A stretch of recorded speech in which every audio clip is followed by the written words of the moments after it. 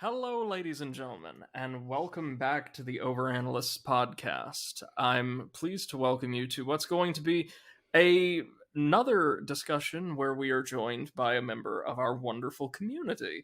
On a far more light topic this time, however. Really quickly, some introductions. My name is Brady, or the Overanalyst on Twitch and affiliated platforms, and I am joined, as always, by my dear friends Martina, or Seth the Overwitch, Hi. and Mate, or Comrade Potato. Howdy. And I have now, I think, consistently gotten both of those names right, those usernames right, for a month! Yes! Nice. Yeah, 1 month streak. congratulations. Hey, for a teacher, it's a huge accomplishment to actually pronounce somebody's name correctly.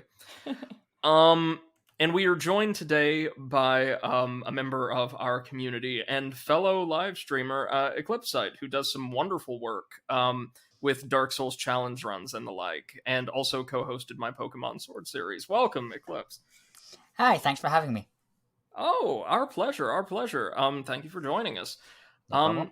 And since I think this was something we all arrived at collectively, why don't you introduce the topic of today's talk, since it's kind of your area of expertise?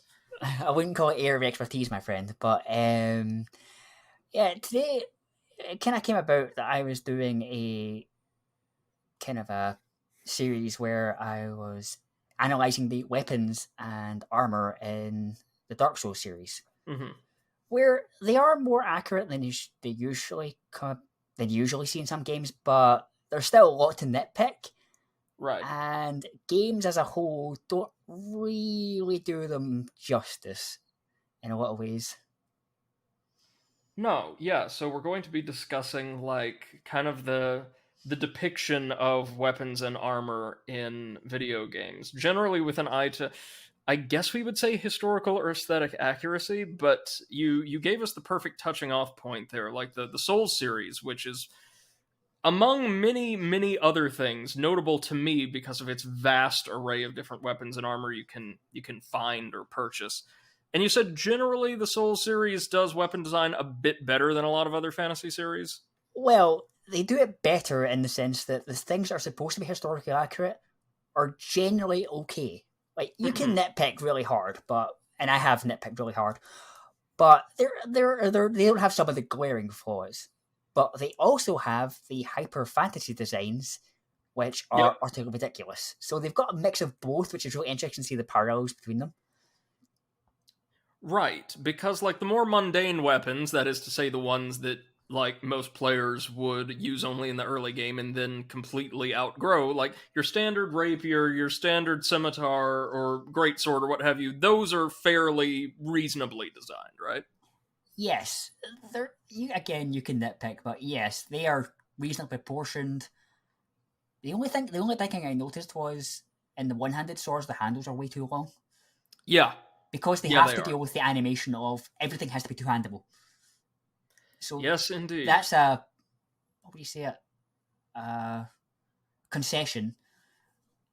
But otherwise, they are like, nothing's too bulky. Well, some of them are. The axes are too bulky, but the swords are generally actually okay. Like, I would say on a whole, solid 8 out of 10 for just design.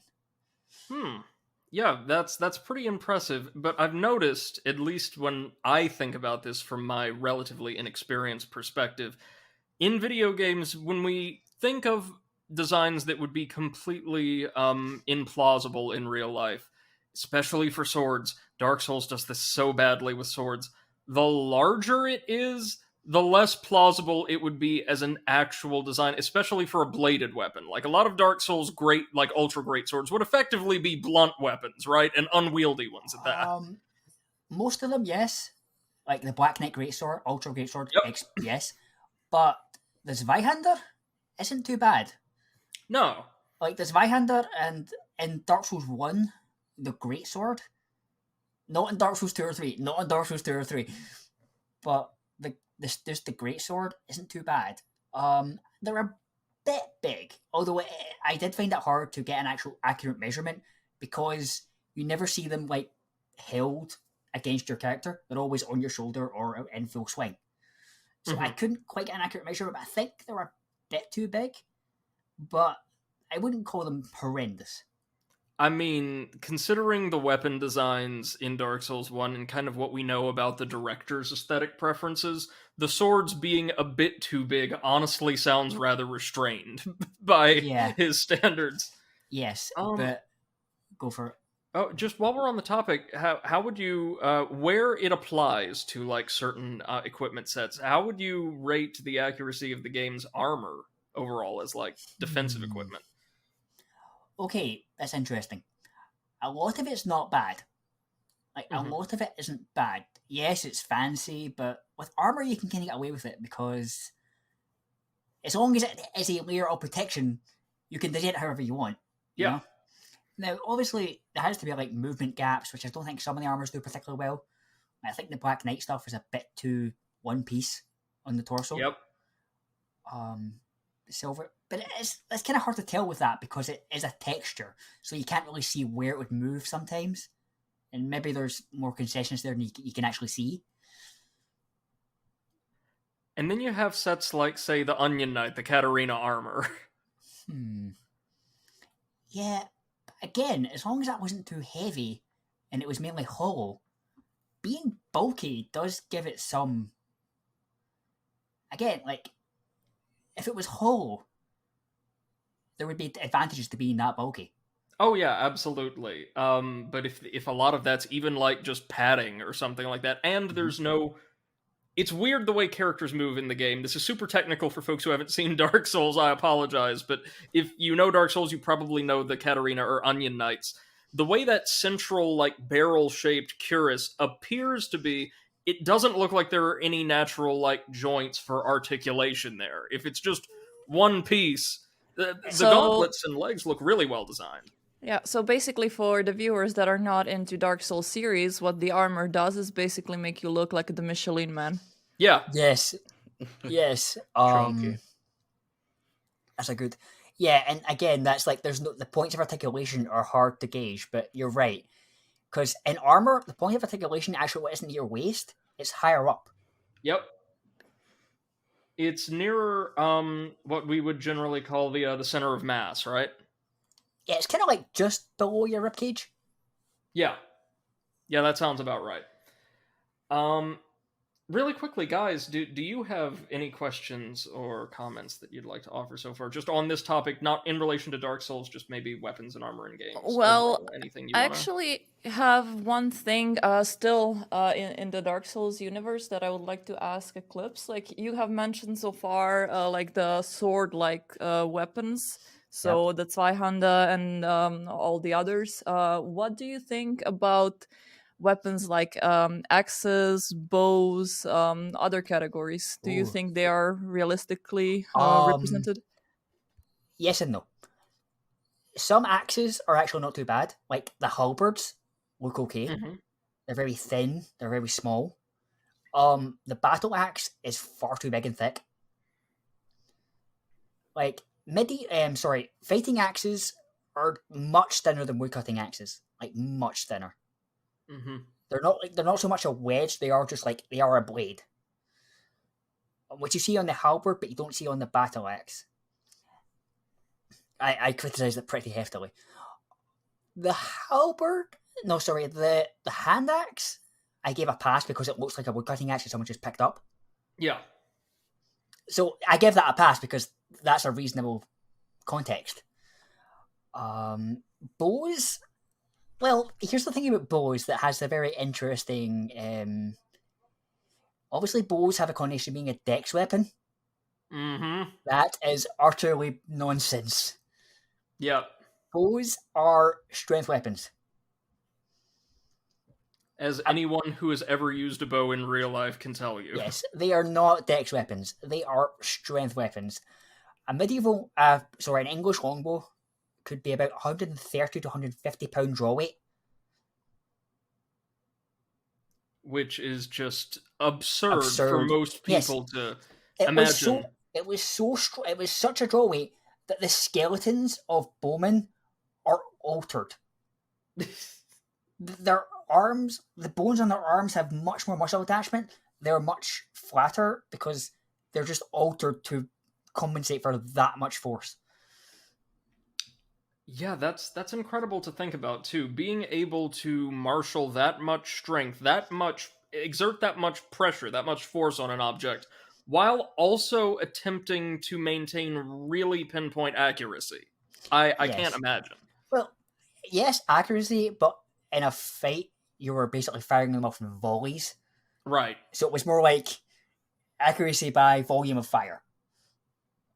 And English armies had some of like the largest like dedicated archery divisions of their time. Oh yes. Right? In fact, they annoyed the French so much with their longbowmen Mm-hmm. that the French would actually, in the 100-Year War, the French, and by the way, I only have a passing knowledge of all this stuff, so if I say anything wrong and someone notices in like the comments or something, rip me a new one, please. Because I love being told I'm wrong and learning new stuff. But they would actually cut off the bow fingers of longbowmen they captured, and the longbowmen would throw up a salute holding up their two fingers, basically saying, "Come and get them." I think I've actually heard that before. Yes. What was the next axes and stuff? Well, one small point I want to touch on is the weights of axes. They're usually a lot more than swords, or like maybe 5. Mm-hmm. They're actually not. Like a mace is about the same as a sword. It's just the difference is where the weight's distributed. Yep. It's point of balance. If the point of balance is up at the top, it will feel heavier and it will feel less light and nimble. But if you put it on a scale, it will be the same, roughly. Like, we're talking roughly here. But they hit a lot harder because the point of balance is at the top. And that's not even true of like all varieties of, for instance, maces or other blunt objects. The Ottoman Gurj, for instance, which I particularly like the design of, it has a very, very small weight at the head and usually wasn't spiked. Is essentially just a curved metal pipe that you'd use to brain people with. Yeah. It was incredibly lightweight, I would imagine. Mm-hmm. It would just be like picking up a thin bit of metal and going whack. Yeah, no, with a head designed to just like concentrate the force. They're not super heavy. Like, you don't want anything you're holding in a battlefield to be super heavy. No. It would be terrible. No. I want to say that on the whole, the heaviest piece of equipment I'm familiar with seeing regular deployment in like Western European warfare would probably be like a really solidly reinforced pavise shield, right? Yeah, the pavise, yeah. And even those were usually made of wood, Mm-hmm. I want to say. Speaking of, what about crossbows in Dark Souls? Because I've always found the crossbow to be a really interesting weapon. I have one big thing to say about crossbows, and it transcends beyond Dark Souls. Mm-hmm. Crossbows are very inefficient compared to bows. Yes. A £170, this is a guesstimate, £70 crossbow is equal to about a £30 bow. Now, a war bow, a bow used in war, is about £80 plus. So you're getting up there with crossbows. In too many games, you see the crossbow just be pulled. Yeah. Like that. And it's like, if you can pull a crossbow that easily, it's not doing use a bow. jack. It's not doing jack. You would use a winch, which you would attach to your crossbow, and it would pull the string up for you. You would have some sort of mechanical aid with you, which makes crossbows very slow, but it also means, and this is why they were like really good against armor, even when bows got outstripped. It means that the crossbow can go above and beyond normal human capabilities. Mm-hmm. You can get 1,300 plus pound crossbows because there's a mechanical system in place to pull that weight. But in far too many games, they're pulling £50 crossbows, which would not do anything. Like, it's not even the same ballpark as a bow. Right, and what about the There is, I want to say, in Dark Souls 1's DLC, there is a fairly accurate representation of a Chinese repeating crossbow. But what about the more fantastical repeating crossbows, like the Avalon or the Sanctum garbage, or whatever Gale has? Whatever Gale has, yes, when he fires off 20 shots at me, and I'm like, one of these will one-shot me, Also, the fact that he seems to fire all those off with a single motion. Yeah, I've not looked into repeating crossbows too much, but, like, again, the amount of force you could put into it would be so ridiculously low because you're just pulling it or just moving it, like, and even like the double arrow on the string thing. If you're doubling the weight on the string, you are having the force you put into each arrow. Yep. So it's just put one thing in the thing. Just put one arrow in the string. Like same thing. It's same where thing the with, rule of cool too many kind spikes. of.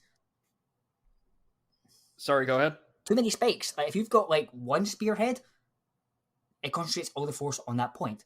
If you've got three, you're distributing all that force and it's not going anywhere. Absolutely true. But Dark Souls, and I love this. It's one of the things I love about the series. Often lets its design be governed by the rule of cool, which in video games, fantastic. If you were like designing products for DARPA, you'd be laughed out of the room. Yeah, there is the rule of cool, and I like this doesn't bother me much, but I do think there is like there's a lot of interesting things you can do that they're not doing, even That's outside true. the rule of cool. That's true. Like never once in like a Western RPG or an action RPG have I seen an accurate representation, a wieldable accurate representation of the Ara or Arumi. The I believe it's an Indian whip sword. Ah, yeah. I guess the closest you could get was the puzzle sword. Yes, actually, very similar. And for our audience who is unaware, the Arumi is, I want to say, generally agreed to be the most dangerous, like widespread melee weapon to use in like broad human history. Dangerous to you. Yes, because it is essentially a thin, very sharp coil of metal worn around the waist as a belt, with the kind of clasp or buckle doubling as the base of like its handle. And it would cut through the air remarkably fast once it got going, once you started waving it about, and had a very, very high chance at just coming straight back around at unpracticed wielders. And to add to the fun, several models of Arumi had multiple blades. So there could be 3 or 4 of these like razor thin, razor sharp metal flails whipping through the air at a time, connected to a single handle like a cat of nine tails. Well, I mean, any weapon in my hands would be dangerous to me and everyone around me. Same. Yeah, like there is a lot of training that has to go into weapons, although again, it's quite different for each one. Swords require the most, and I want to say spears probably require the least. Yeah, because it is just poke them with the pointy end. Like obviously, there's a lot more you can do it, but if you told someone stick them with the pointy end, they would get the gist. Yes. And correct me if I'm wrong, but wasn't that also some of the tactical appeal of, at the very least, early crossbows? That even though they were very mechanically complex, it was much easier to take somebody who hadn't been trained for years and render them somewhat effective as range support by like teaching them how to simply wind a crossbow instead of how to exert, the hundreds or 100+ pounds of force needed to operate a warbow. Oh yeah, in fact, crossbows in one case were banned. That's right.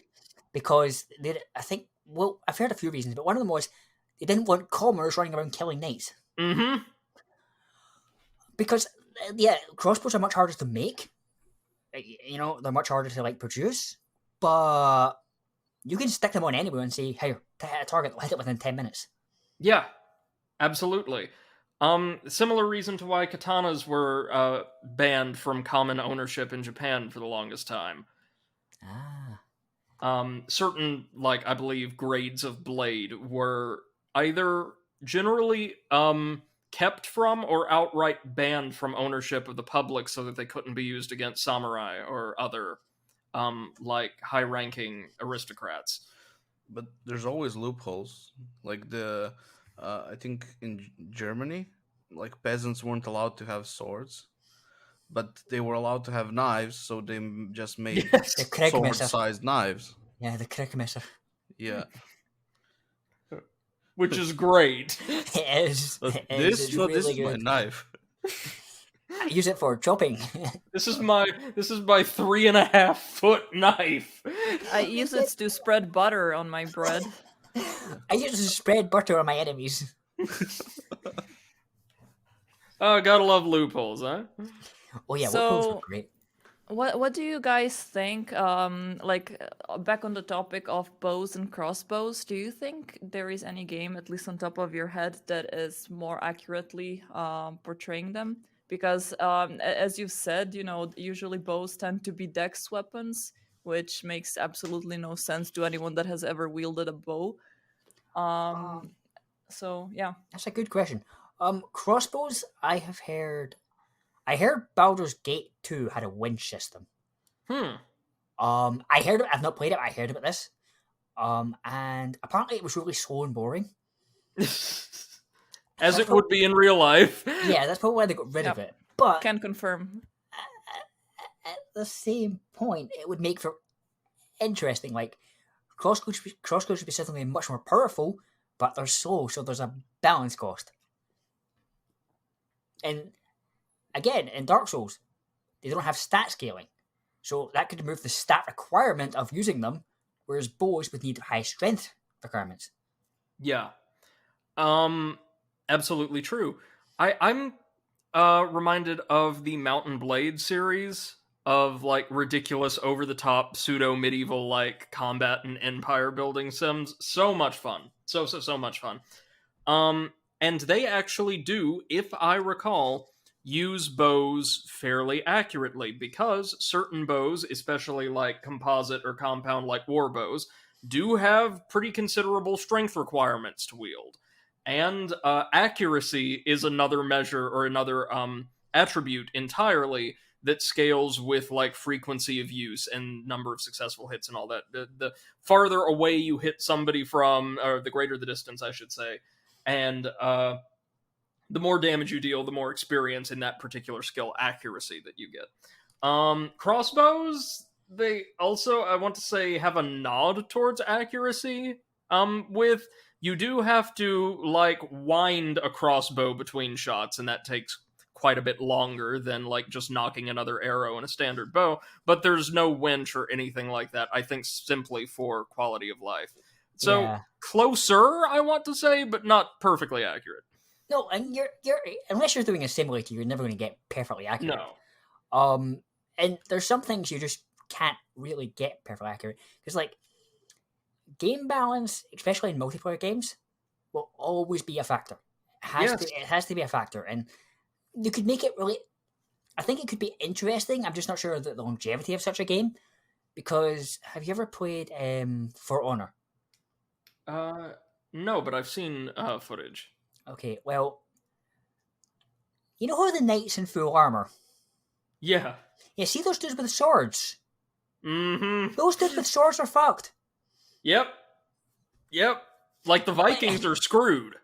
Well, yeah, because their armor is completely wrong. Like their armor is dead wrong. It should be chainmail. Yes, it is. It should be chainmail. But in games, there's far too high a prevalence of swords, and this is a point I actually put down in my notes. There's a far too high prevalence of swords in war. Yes, they existed, but they were your sidearm. Mm-hmm. Your main weapon was a spear, pike, big two-handed axe, which I'll get back to, halberd, poleaxe. And that's true. That's true. Even in Japan, the samurai are typically perceived as like masterful swordsmen, and yes, many of them were, but actually in their martial culture, it was skill with the bow that determined one's standing Yes. or capability as a warrior. The samurai were like among the world's or history's very best archers, able to, according to some stories, accurately strike opponents in the eye at more than 300 yards out. That was where their Interesting. skill lied. The katana was just a really, really good sword that they had as a backup. Generally, the idea was you didn't want to have to use it. No, you don't want to have to use a sword against heavily armored opponents. You don't want to have to use it because that's just a difficult thing altogether. Your sword, unless it, I'm specifically talking, by the way, about long swords. Great swords were a different thing. True great swords, the big massive Zweihanders, were a different thing altogether. They were your main weapon. Yes. Like they were so big they were used more like pole arms. They were also mainly used, correct me if I'm wrong though, by like certain mercenaries like the Landsknecht or irregular companies, right? Like auxiliary forces. Mm-hmm. Like you would have this big old division of shock troops with massive swords or other two-handed weapons. To break up formations. Yep. Mainly pike formations, I think, although that's been kind of disputed back and forth. Everything that you say has been disputed back and forth to death. That is true. That is true. As a historian, I can confirm that's what we do. Or what they were also really good for was clearing a space. Like controlling a space. Because you wouldn't really change direction with it. You would do like a flourish. Like you would just keep going with the momentum of this massive 8-pound sword. 6 to 8 pounds. They were big, like don't get me wrong, they were big. But they weren't as heavy as you think because again, like if you look at a long sword and then look at a great sword, the proportions are way different. Yes. Great sword's very straight, much thinner. Well, comparatively much thinner. It's probably about the same width. But for the length, it's much thinner. And so that kept its weight down. And then I also had a ricasso, which you could grab onto and use as a longer handle. And on that note of like weapons in reality being a little bit different than what video games would have us suggest, I'm sorry, I know I keep going back to like the Dark Souls comparisons, but that's because that franchise gives us so many weapons There's modeled, a lot to cover. Yeah, modeled in theory after real world examples. Like, and anybody who's familiar with my content knows how much I love my Dex weapons. But oh my god, in most scenarios, unless you were fighting a totally unarmored opponent, to be effective, a curved sword would be more of a strength weapon than a standard straight sword would. Am I correct? Like, yes, you would need a higher level of skill to manipulate it, like, dexterously. I get that, absolutely.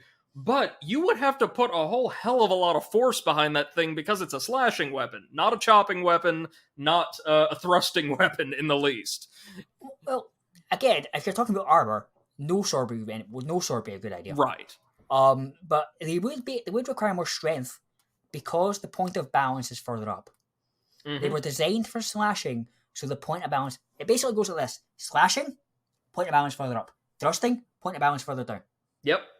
Middle, compromise. Like, with thrusting swords, the point of balance would be really near the hilt, right? Yes, very near the hilt. Like, and that's why people think they're really light, because they're really like whippy. Well, not whippy, but nimble and quick. But rapiers were actually heavy or heavier than two-handed swords. And they were as long, but they could be one-handed swords because the point of balance was so close that it felt lighter. That is fascinating. Wow. It's kind of the same way, like, if you hold a 1 kilogram or 2 kilogram weight in your hand, it's fine. If you move it 2 inches away from your hand on a pole or something, it feels terrible. Absolutely. It's the same here principle. No, I just never stopped to think about that before. That's really fascinating. So it turns out my world is falling apart before me. All weapons are strength weapons. I will say, you do one-handed swords require more strength than two-handed swords, which again, games get wrong. Yeah. Because they are not twice as heavy in most cases, but Having two hands is a godsend. Yes. One hand feels much worse. I have done both. I have done medieval broadsword and German longsword. Sorry, not medieval. Scottish broadsword and medieval longsword. I keep saying medieval when I mean to say a country. German longsword. Mhm. German longsword, even though the sword was bigger, it felt much lighter because I was using two hands. Yeah. Yeah, no, that makes sense. And that's one thing that the games at the very least does get correct. Like you're able to exert more control when two-handing a weapon. Yes, although, well, to be fair, for the strength requirement, they do kind of balance it by saying yes, it has a higher strength requirement, but if you two-hand it, it's probably an even lower strength requirement. So that Yes. does make sense, actually. That does make sense. I'll give them that. Yeah, absolutely. Really quickly, guys, Tina and Mate, is there anything you would like to Yep. interject or add in? No. You Not guys are really. doing well. Okay, then Eclipse, my next question for you, and if this doesn't like spoil your ongoing series, what are a handful, and if you could give us a description of each, because I love I asking will. people questions like this, what are a handful of the very worst weapon and armor designs you've ever seen in video games? Ooh, worst. Okay. That is a very good question, actually. I want to say that one of the worst is the Daedric armor from Skyrim. Ooh, yeah. It looks cool, but that many spikes, you would A, poke your buddy's eye out. Yep. You would B, give yourself so many points of contact to be hit with, and you wouldn't deflect any of the force because it's all angled and jagged, so it would just everything would catch better and it would just go through. And there's a smaller point I want to make after this about Skyrim's weapons. It comes into one part, but Daedric. So probably the Daedric armor and the Daedric weapons are pretty bad too, for the same reason. Too many spikes. Very ornamental. Yeah. Very ornamental, and some of the blades are serrated. Yes. Which is great for cutting up unarmored opponents, but like when I say unarmored, I mean butt naked. Yeah. Because even like thin cloth would start to, like, if you rub a bread knife across your skin, it's going to hurt like hell. If you rub it across even a thin t-shirt, it's just going to bunch up. Yep. Because, yeah, and yes, there was the flambears, but that wasn't so much serrated as it was undulating. Yeah, kind of like the Southeast Asian crease. Yes, there was still points of blade contact that was like the blade itself was still what would you call it? Not serrated.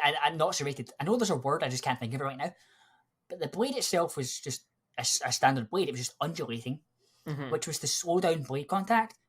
But if you hit someone with it, there's still plenty of cutting area. Yeah, There's absolutely. still plenty of cutting area that was. And curved blades actually bite in a bit deeper because as you're drawing it back, it naturally wants to curve into the body. Mm-hmm. Which is why leaf blades are so amazing. So worst the Daedric weapon stuff. design. Worst weapon design. Oh, that's a tough one. There have been many, but the one that's sticking to my head is actually from Dark Souls, which is the great axes, which are so blunt they're basically big sticks. Yes.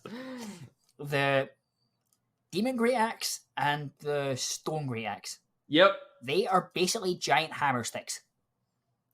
What about the last Giant's Axe from Dark Souls 2? That is just a giant chunk of stone. Yeah. Or the King's Greatsword, which is just a giant statue on a stick. Oh my god. I mean, they're cool. They're all very cool. But... They're cool, but they just don't make sense. Like, they're not swords. No. Speaking of which, Oblivion actually did something which I find interesting and not interesting. They classified axes as blunt weapons. Yeah. Yeah, and I mean, if going by what you've told us about like the width or the thickness of blades, like that would apply to several of the axes in Oblivion. But Yes, but not an actual axe. I right. think what they should have been was shafted versus bladed, Yeah. because a mace and an axe are actually not that different. You know what I found fascinating? That you picked the Daedric armor over bikini armor Ah. in MMOs. You're correct, but that's not armor. Yeah. No, it's not. Definitely, Like, it's not. and here's the thing: people did run around naked. Yep. They found the armor was too cumbersome and ran around naked. And some Like- people actually did that or with the added effect of intimidation, like some Yes. Celtic warriors Yes. would paint themselves, do an insane amount of drugs, and charge into battle butt naked, screaming and throwing javelins. It was amazing. Is On the that point why of you that- say Go for it. going commando? Yep. Okay, nice. On the point of that though, armor could get ridiculous. Like, Yeah. that's not like armor could get like armor was as much a fashion statement as it was particularly for nobles, was as much a fashion statement as it was a protection, because there was a thing called the codpiece, Mm-hmm. which was just a metal schlong between the legs for no reason, Nice. Yep. and there was wasp armor, which is like, you know how like when you see like Victorians and they've got this like really thin waist, puffed up shoulders, Yep. that was reflected in the armor as well. Oh yeah, Because no, I'm armor, sure like like exaggerated physical forms. yeah, like armor was as much a statement of fashion as it was a protective piece. But again, you can go far too far with that, like the Daedric armor, because that's just ridiculous. So interesting then you bring that up. How do you feel then about like Skyrim's ebony weapons and armor? Because I think personally, aesthetically, they're my favorite sets in the game, but also based on what we've discussed, maybe short of the rather bizarre looking greatsword, they look way more viable than the Daedric alternatives, or in fact a lot of the game's other weapons. I actually think the greatsword isn't too bad. It's Hmm. just a really over-designed katana, basically. Yeah. Yeah, with too Um, sharp of a curve though. Yeah, but you could get things that were that long, like and with a decent curve. It would more like a two-handed scimitar then. Yeah. But no, you're right. But the ebony armor's fine. It's just it looks a bit overdone. Like there's so many pieces that like that would be difficult to make. Really extensively embellished plate armor, more or less, right? Yeah, Like but- late Renaissance plate armor. If you notice that the breastplate is just kind of stuck onto the chainmail, Yep. it's not a round piece, which is odd. But again, it's not horrendous. No, the Daedric stuff is just like kind of And astounding. Again, rule of cool. That's the aesthetic they're going Yeah. for. Oh, and then there's the glass armor, Oof. which I mean, sure, like tempered glass is more resilient than like standard decorative glass, but I wouldn't want to depend on it to keep me alive in like a really raucous melee. No, here's the thing about that though. Well, I'm going to get onto another point about Skyrim, but specifically with their armor. But the glass in Skyrim and the ebony is not actual real world glass and ebony, Right. because one ebony's wood, and the glass is mined. It's a metallic glass-like substance. It's, Mhm. and again, they get away with it because it's fantasy. They can just whatever. They can just again. A fully bone sword would be terrible, but dragon bone, well, here's we can do it. It's a thing, and you know I'm totally fine with that. Because it's not real life, you can get away with it. Right. But what I do find weird in Skyrim, and I'm going to bring this to 2 points into one, is where is all the metal coming from in the glass armor?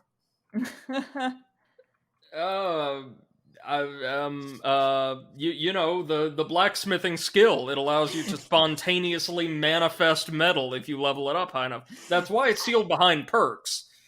Yeah, exactly. You know, again, like where's all the metal coming from? And to add to that point, in Skyrim, why is everything made out of metal? Do they have an obsession against wood? Yeah. Yeah, except for The steel I'm stuff's thinking actually not bad. The steel and thinking iron of- stuff is not bad. in architecture too, there's not quite as much wood outside of like the little villages and Whiterun as you would expect. Mm-hmm.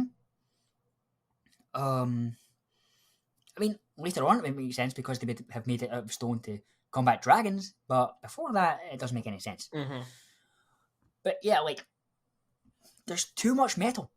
There's far too much metal.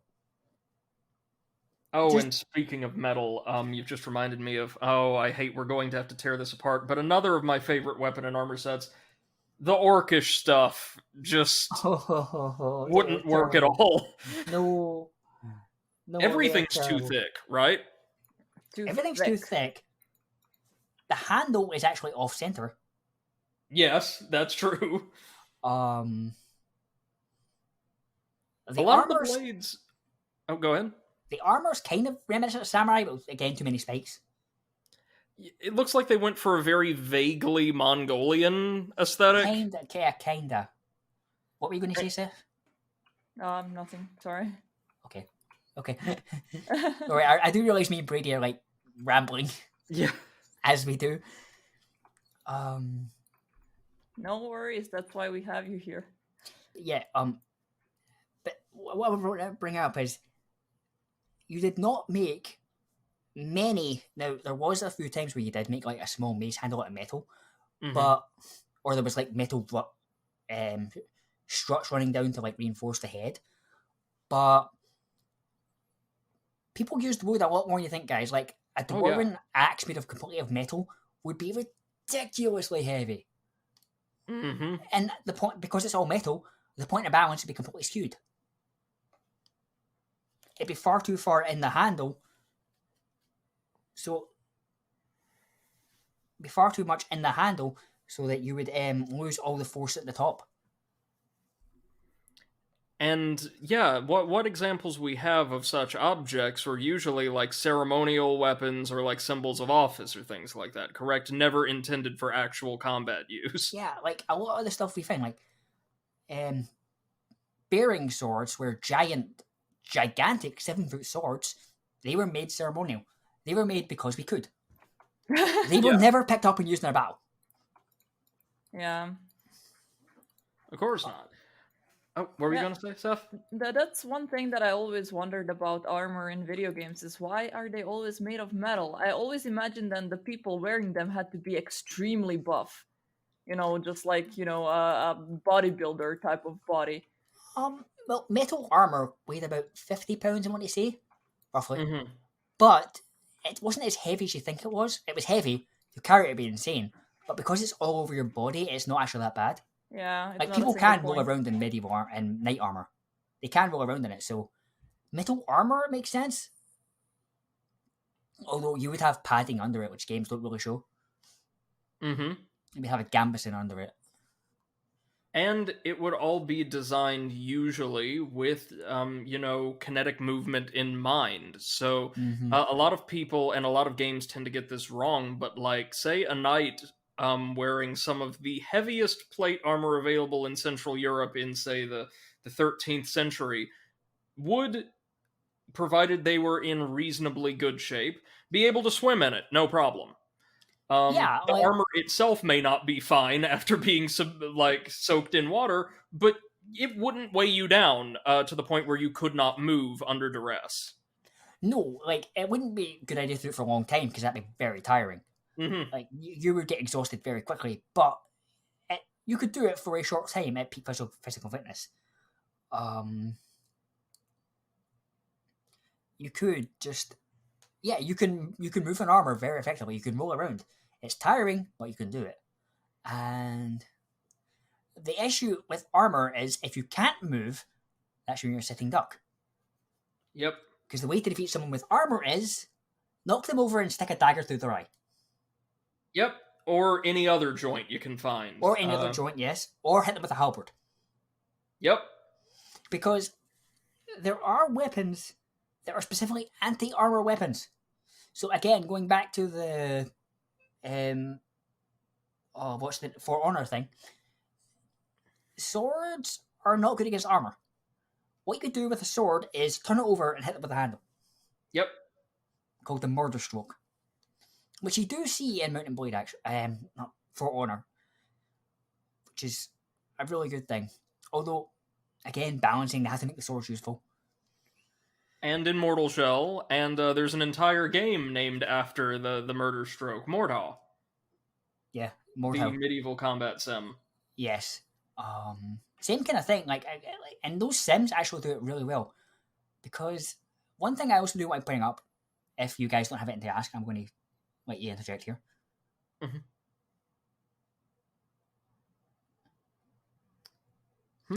What I want to bring up is specifically swords or the other weapons. Games that are not simulators vastly underestimate their defensive capability. Yeah.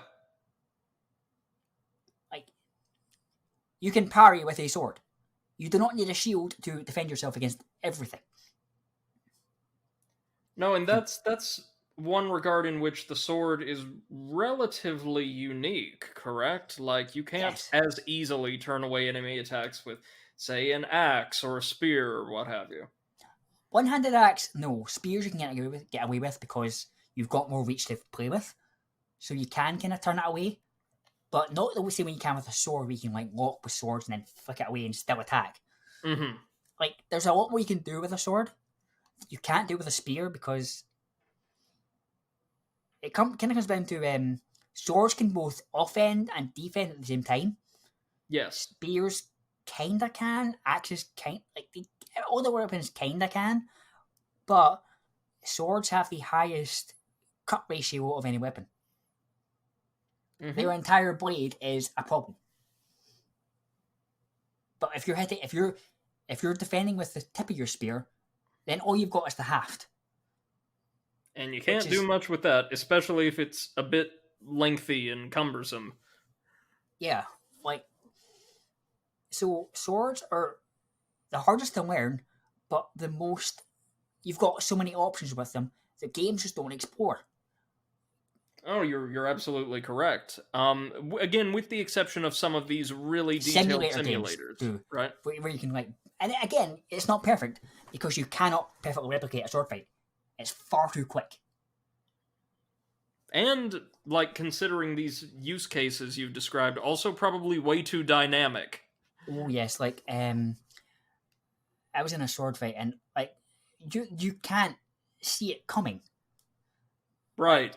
You there's no way you could intuit it with a controller button press because you can't see it. It's far too fast. It's like practicing martial arts. You're so used to the kind of pacing and choreography you see on television. Then you get into an actual sparring match, and it's just like two Wolverines going at it in a locked box. There's no structure. Everything's so much faster than you think it'll be. And if you're like me, you get turned into paste on the walls inside of a few seconds. Yes, yes. Yeah, and it's just I think it would be a lot more interesting because, well, games don't really handle defending well at all. Again, simulators aside, because in Skyrim, you can block and attack perfectly and still get hit when you take damage. In Dark Souls, the same thing can happen. Although, and sometimes it's kind of fair because why are you blocking some of these giant 20-ton blows with your shield anyway? Yeah, How are you doing that?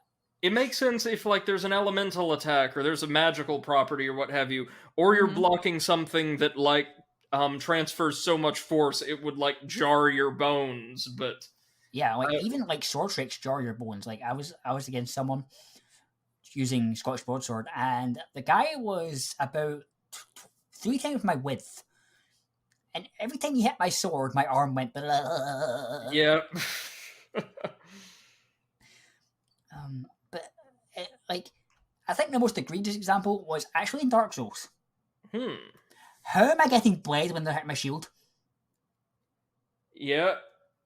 How is that a thing? Is my shield bleeding for me? We don't need to have this close a relationship. Yeah. You get bleed sometimes. Also, you can take damage from somebody who, mind you, is, like, in possession of a body that is well into a state of atrophy and decay, punching your tower shield if it's not perfect. I know it's absurd. And again, the tower shields, too much metal. Yep. They were made of wood. Yeah, with like reinforcements, obviously.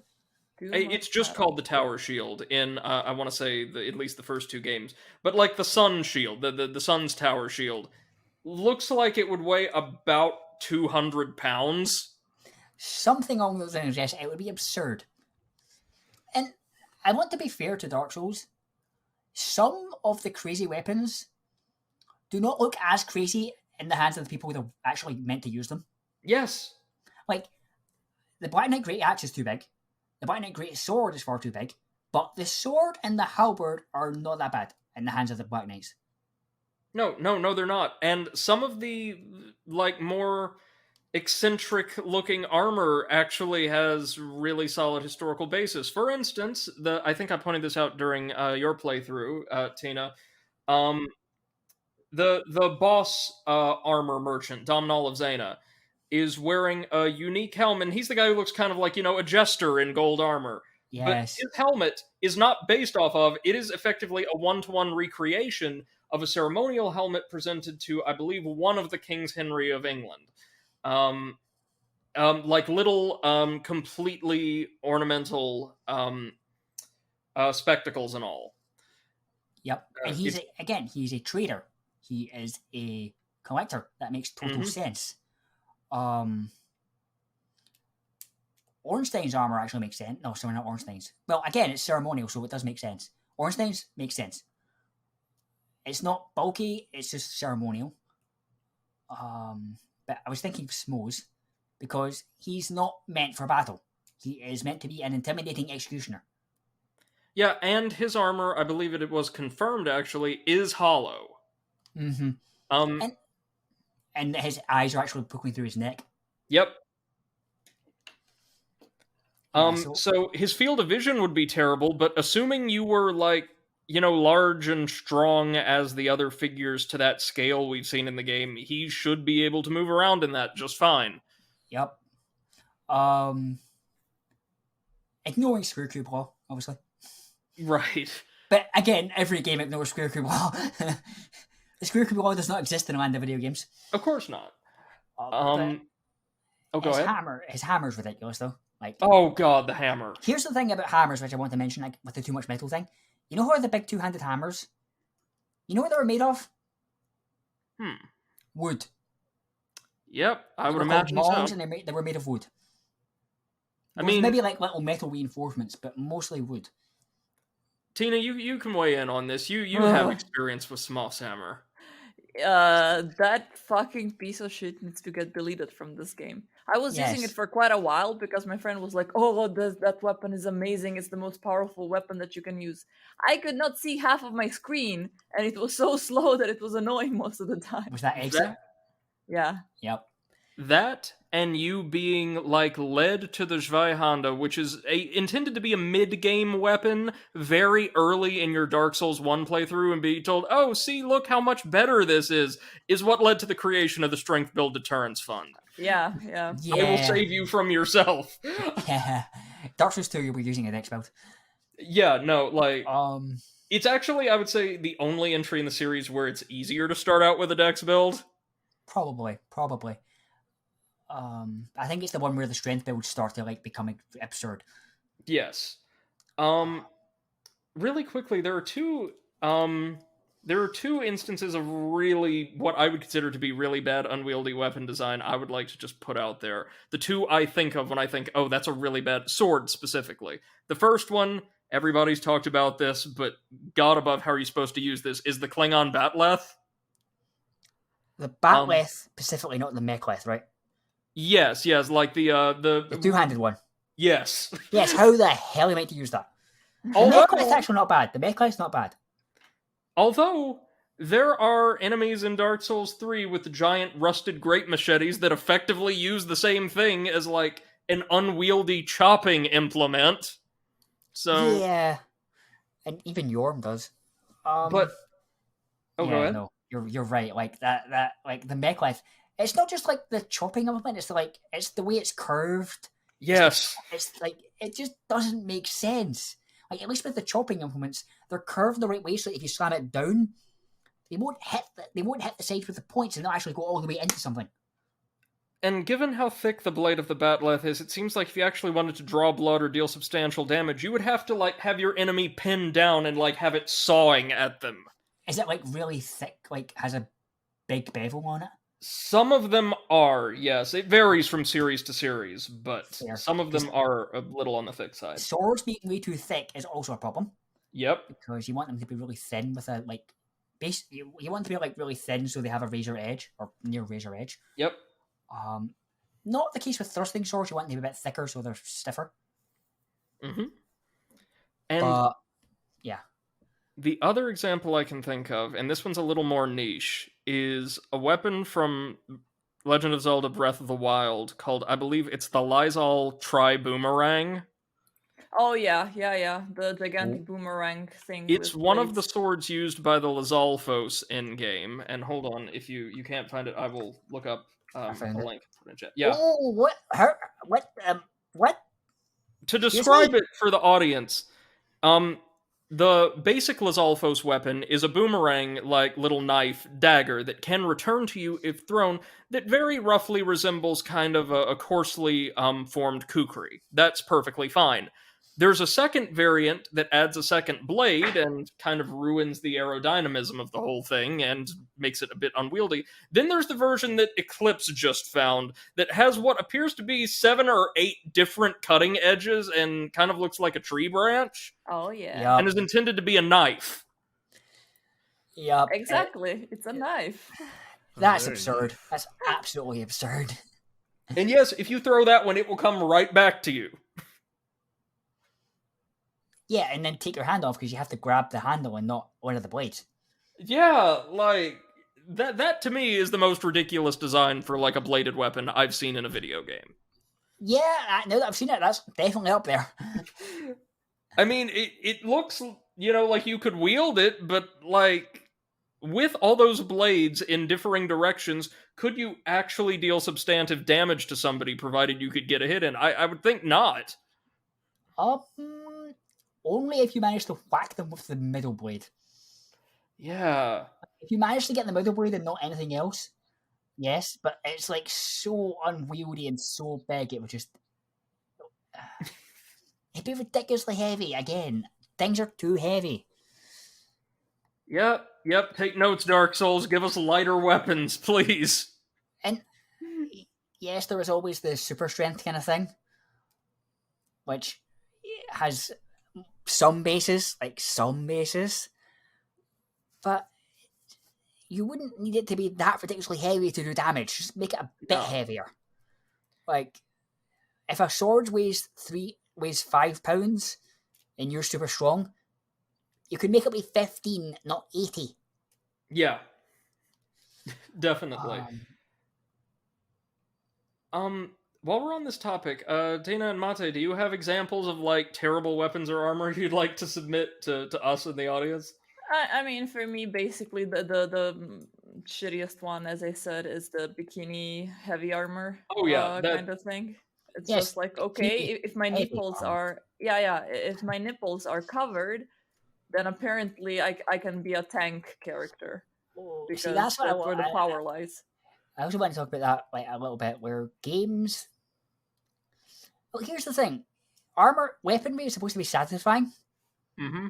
Is anyone satisfied when they're using the giant god sword and they're taking 50 hits to kill skinny dude in loincloth? No. Skyrim, I'm sitting using a legendary. Another thing I want to touch on, a legendary enchanted Dragonbone greatsword, whose two-handed design is much better than one-handed design, by the way. But so I'm using that against a naked Forsworn dude, or like he's wearing furs, and it's like, why is your health bar not moving? Mm-hmm. Yeah. Mm-hmm. I remember that. Yeah. Or that why am I annoyed the hell taking out more of me. damage than you? Like you're wielding like what looks like you've just stuffed a bunch of sticks together. Yeah. That might be one of the worst swords, actually. What the hell is the Forsworn sword? Or the axe, Yeah. which is like a rock tied to a stick, which is fine, but then also encased in more sticks for some reason. Yeah, that makes no sense. Yo, dog, we heard you like sticks, so we put more sticks in your sticks. We heard you like sticks. We heard you're a werewolf. Yeah. Oh God. Um, But yeah, I think that in general, Elder Scrolls games have quite a bad rep. yeah, when it comes to that, because it just doesn't, like, it seems that your strength, like the stats on the armor really don't make any sense and make any difference. It's mostly what your character stats are. So apparently sometimes if you have enough strength, your skin is thicker than your armor. So Mhm. yeah, Yeah, Forsworn because- makes sense. Well, you stab Um, yourself with small daggers first, and then with small swords, and you go bigger till you develop an immunity. You know. Yeah. it's like a sword vaccine. Yeah. Yeah, I Mm. just want to touch on a few things, but I'll touch on that first. They just seem to want to like make heavy, like tough enemies. Just are like, I have more health, I have more because I have more armor. It's like, that's Mm. not how armor works, my friend. Yeah. Armor works in the way where yes, it will defend you, but if there's a hit hard enough to get through your armor or under your armor, like you've slipped past a joint or something, or hit Yep. or again hit it with a halberd, you are just as squishy underneath the armor. Indeed. You are just as squishy. You will still like if the armor fails, you're done. I Relatively do speaking. wish that modern game developers, especially people who make like RPG influenced shooters, could get this through their heads. For instance, we've got several of the enemies I've been seeing recently in Crap Destiny, the game I'm currently playing through, that seem absurdly resilient when they're effectively being shot straight in the spine over and over again. Yes. And again, it's game balance, but I think like there's got to be ways to make it more interesting. There's got to be ways to make it more interesting. Yeah, so Borderlands 2 didn't do this well because it still had the issue of the enemies in question being far too tanky, but one DLC introduced a faction of enemies, admittedly very problematically depicted quote-unquote natives, who wore large, thick masks and could not be shot in the head from the front. You could deal additional damage by shooting them from behind, but the problem is they were still, even though completely unarmored, exceedingly resilient. But I like the idea. Let's make our enemies critical or weak points harder to get at. But then my adjustment would be, let's not have them be preternaturally resilient then. Like, make it harder to get at that weak point and still have them go down in a fairly reasonable number of blows if you can get to it. Yeah, it's like, I have shot you in the head with a 308. Why are you not dead? And to point out, that brings me into guns. Why does leveling your character's skill with guns make them do more damage? It's the gun magic, obviously. It's the strength of pressing the trigger, you know? The stronger you push the trigger, the more force is applied to the round. Yeah. It's like with the game controllers, you know, the more you press the button, the more damage you do. Yes, or the harder you scream, the more damage you do. Oh, but yeah. Here's the thing.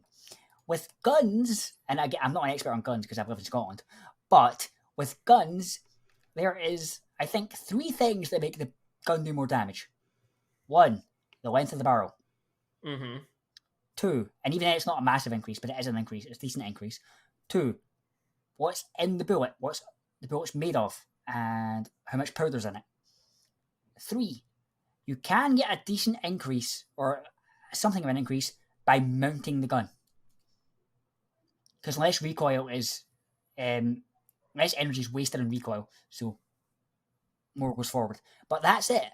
Like, for example, like skill does not increase. It increases accuracy, it increases stability, but it does not make your bullet do more damage. No. Neither, in Fallout 4, does upgrading the receiver.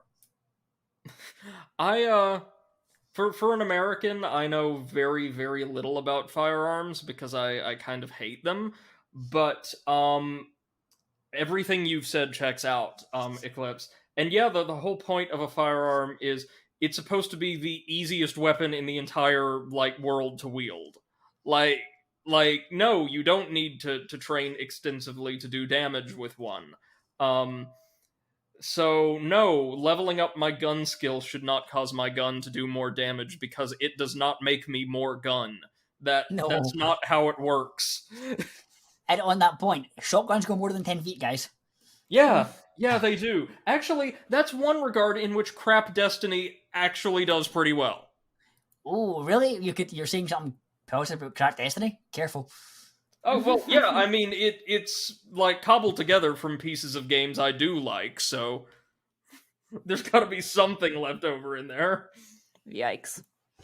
What about you, Potato? What kind of which weapons and armor do you hate the most or think are Well, more it's not like ridiculous? what I hate. It's like I play a lot of MMOs and stuff where Mm. like weapons stats are important for your damage, and I cannot like describe to you how much I hate it when you get like a weapon that's like really nice, like best in slot weapon, best sword you can equip, and it looks like shit.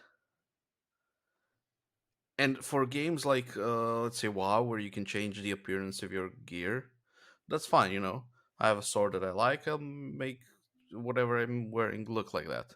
But in a game where you like have to look at that all the fucking time, and you're like, if I change this to something I like, I'm gonna hit like a wet noodle, Yep. and then you just hate yourself and you hate the devs for the rest of the gameplay. And you hate the game. Yeah, And odds are good given the way that, like, half of, like, MMO weapons are designed. The superior weapon you'll be swapping it out for actually is a wet noodle. Huh. But, like, a neon one. With spikes. Oh god. So, Eclipse, what would you like to see represented in video games when it comes to weapons and armor? I think the big one I'd like to see is, again, that weapons can be just as much of a defense Mm-hmm. as an offense, and shields can be the same. Mm-hmm. You can hit someone with your shield, like, really effectively. Oh yeah, definitely. And so yeah, that's one big thing. Mm. And the other thing I'd like to see is, it comes back to kind of monster combat. Mm-hmm. Like, why are we taking out dragons with swords? True, yeah. Why, like, where's the ballistas? Where's the siege engines? You know, like, in Skyrim, I know we're harping on it, but there's a fair point. Like, even Dark Souls has the same thing, although Dark Souls is kind of meant to be nonsensical. But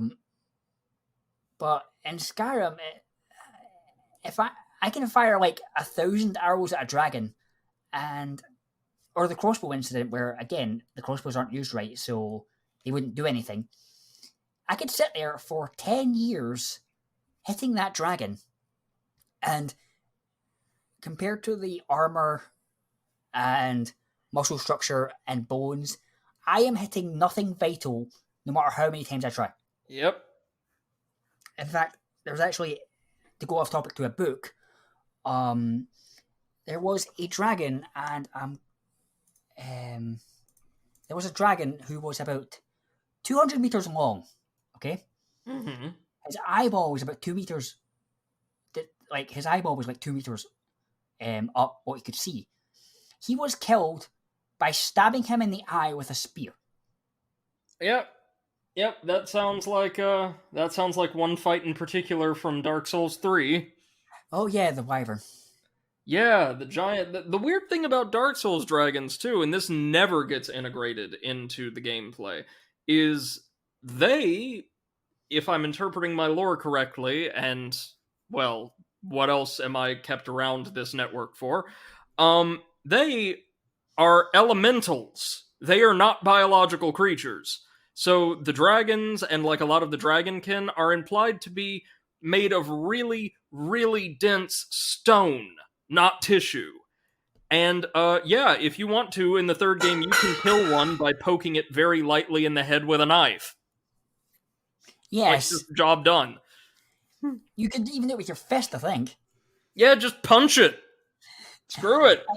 That doesn't. I that fight teed me off so bad because I'm like, okay, I think I get to fight it now. Wait, that's it. I wasn't just prepping for the fight. I was actually that was it. I was Yeah. like, what? Oh, that was absurd. Then there's the dragon in the first game whose tail, which is made of stone, you can saw through with a single punch. Yeah, although I think he actually does have an organic thing inside him. Like you see the tail and it is organic inside him. Yeah, it's weird the way that's interpreted from game to game. Really weird. Yeah. But point is, dragons should be a hell of a lot more resilient than they usually are. Yeah, like. Oh, I had a point for this. But then again, if you wanted to do something like that realistically, every single fight with a dragon in a game would take about as long as the ancient dragon from Dark Souls 2. Or Medea from Dark Souls 3. Oh god. Yeah, no, that was pretty quote unquote realistic. Yeah. Of course, you can bring magic into it, and it kind of changes the game field. Oh yeah. But yeah, I feel like we need to just get more creative with our fantasy games. Like swords are cool, they're not the be all end all. No. And that's the issue. Swords are not the be all end all. And it's always like 98% of the time in like fantasy, it's always like just a fairly plain or like kind of ornamental looking straight sword. Or something totally ridiculous. Yeah, no, it's like where are the thrusting swords? Where are like the scimitars? Where are swords or weapons in general from beyond Western Europe in their origin? Or katana. Well, yes, the katana too, but like, come on, there were so many wonderful bladed weapons, used both for slashing and thrusting, developed, for instance, by Central American warriors. The famous, I believe it's called, I'm going to botch this, I'm sorry, Macahuitli, the obsidian club sword made famous by Mexica warriors. That is so cool, yeah. Or the Atlatl, their really ingenious javelin slinging device. Like Central American armies were able to do amazing things with like wood and stone primarily. Yeah. And we don't see a lot of that hardly ever. I also think we've not really had a good Bronze Age game yet either. No, we had Assassin's Creed Origins, but you said good, so Bronze looks so beautiful. Like it looks does. so amazing. yeah, I think if we're talking about mainstream exposure, like games that offer players options as far as armaments go, Dark Souls is about as close as we've gotten to presenting, albeit limited, really good representation of weapons and kind of aesthetic styles from around the globe.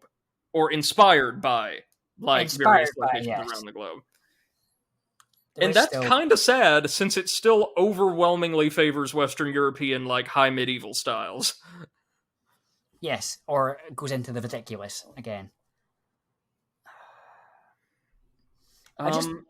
Go ahead. Yeah, I just think that it's just hard because like we want to make the fights with like giant monsters hard, but not absurd. But at the same point, I think they would be absurd because these things are a 20-ton dragon is not something you take on by yourself. Right. But you're expected to do it in so many games with... So yeah. Like, that's one regard where I think tabletop games are actually more realistic in their world building, though. Oh yeah. Because you have to plan, and you have to...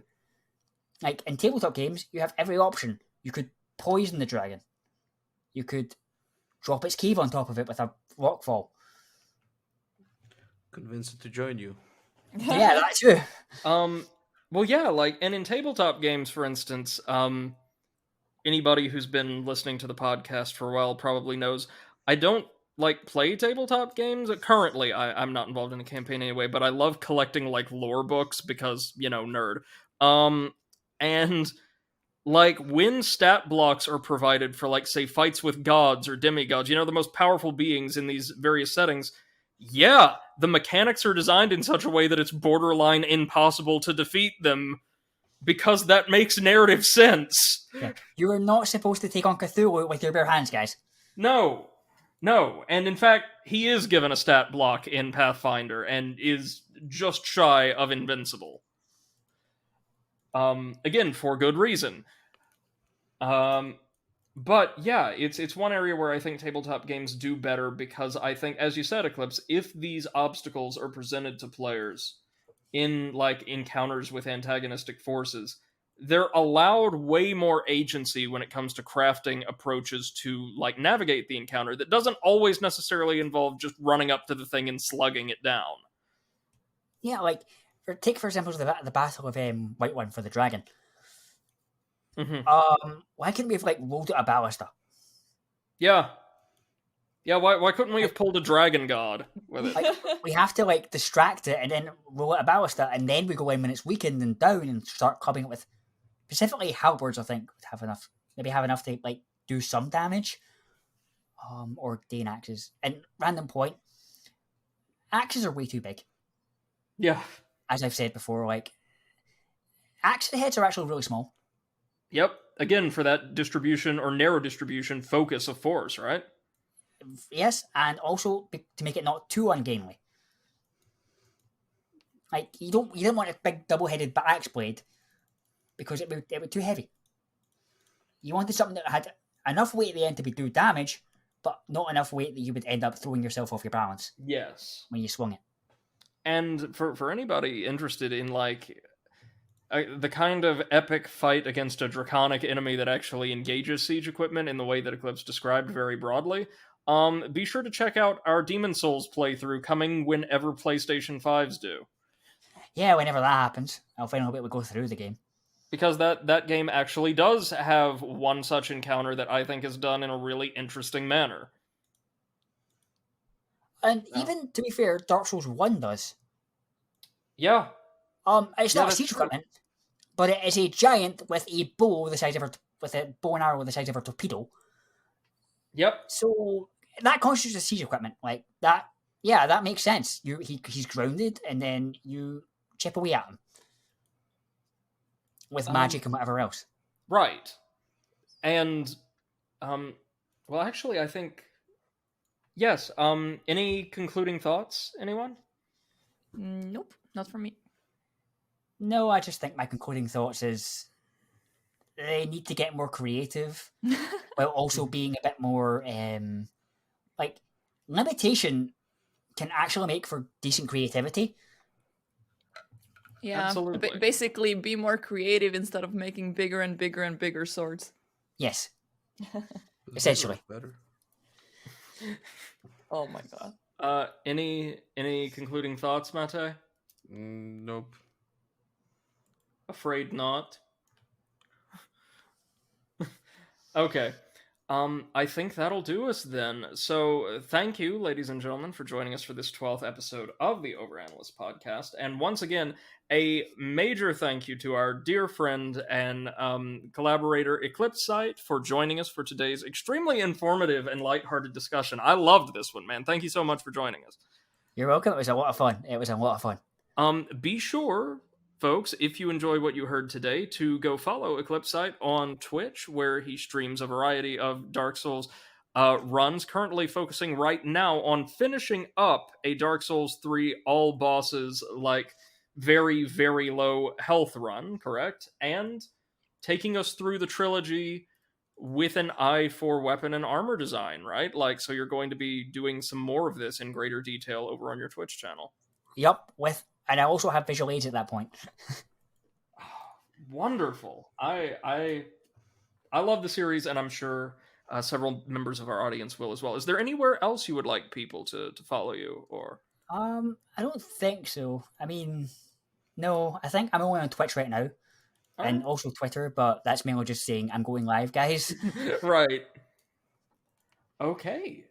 So yes, please go follow Eclipse, and you can catch the rest of us on Twitch as the Over Analysts, F the Overwitch, and Comrade Potato, as per usual. And until next time, ladies and gentlemen, please feel free to check out our webpage at seththeoverwitch.com, where you can get in touch with us directly, access the Twitch profiles and other assorted social media of every member of our team, and find a working archive of this program. If you're listening to us on Spotify, Google Podcasts, or iTunes, all platforms where this show is available free of charge, please stop by our YouTube channel at The Overanalysts to find another archive of the program, as well as videos on demand of Twitch broadcasts conducted by all of us, and several exciting new projects that are going to be in the pipeline before too long. Until then, I am Brady, joined as always by my good friends Martina. Good night, everyone. And Mate. Good night, everybody. With special guest Eclipsite. Good night, everyone. Wishing you all a wonderful rest of your evening. Thank you so much, and take care of yourself.